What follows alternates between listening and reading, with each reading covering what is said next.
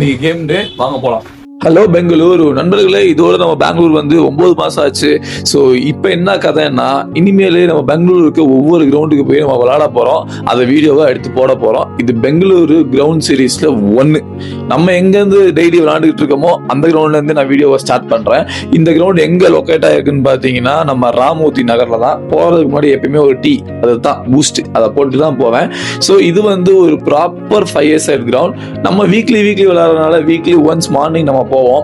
So 2 hours game இருக்கும். இந்த ground எனக்கு கொஞ்சம் பர்சனலாக பிடிக்கும். ஏன்னா சென்டரில் கிரிக்கெட் பிச் இல்லாமல் நல்லா இருக்கும். அதுதான் நமக்கு நல்லது. இல்லைன்னா இன்ஜுரி வரும்.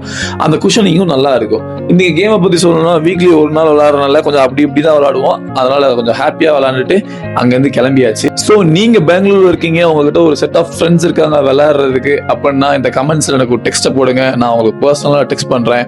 ஸோ வீக்லி நம்ம மீட் பண்ணலாம், விளையாடலாம், ஜாலியாக வீடியோ போடலாம். அப்புறம் என்ன, நான் உங்கள் கிரவுண்டில் பார்க்குறேன். லெட்ஸ் பிளே ஃபுட்பால் நண்பர்களே.